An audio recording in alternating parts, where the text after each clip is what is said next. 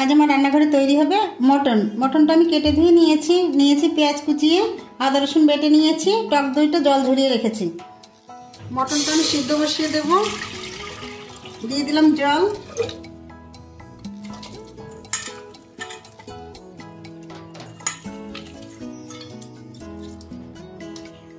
দিয়ে দেবো গোটা গরম মশলা, সামান্য লবণ, হলুদ।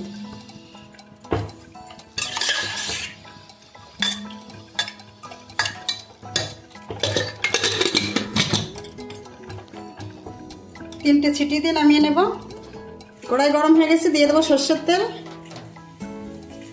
ফোড়নে দেবো তেজপাতা, শুকনো লঙ্কা, গোটা গরম মশলা, দিয়ে দেবো গোটা জিরে,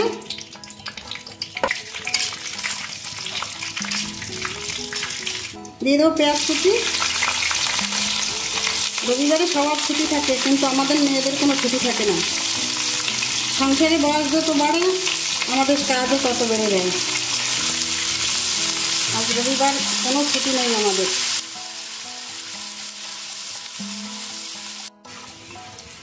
পেঁয়াজটা আমার ভাজা হয়ে গেছে, এখন বাটা মশলাগুলো দিয়ে দেবো।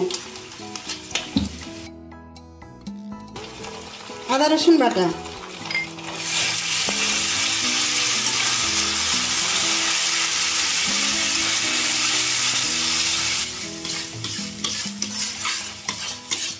সামান্য জল,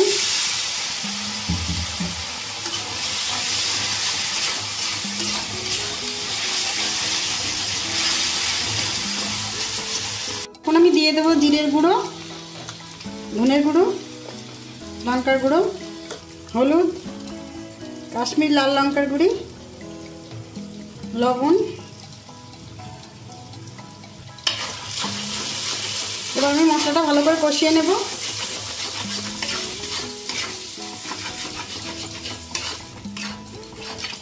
মশলাটা আমার কষে গেছে, এখন দিয়ে দেবো টক দই।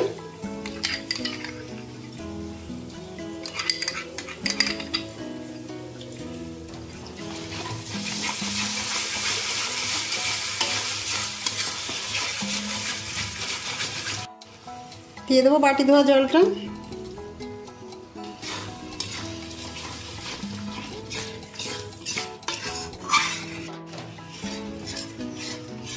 মশলাটা আমার সুন্দর কষে গেছে, মশলা থেকে তেল ছেড়ে দিয়েছে।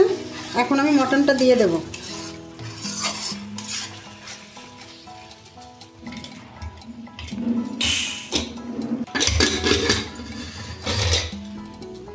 মটনটা আমি সিদ্ধ করে নিয়েছি।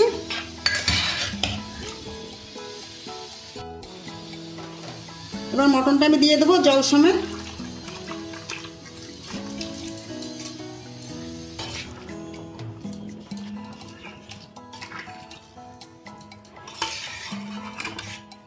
আলুগুলো ভেজে রেখেছিলাম, এখন আমি আলুগুলো দিয়ে দেবো।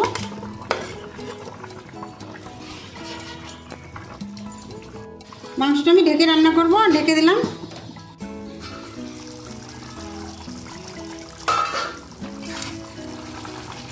আমার মটন রান্না করা হয়ে গেছে।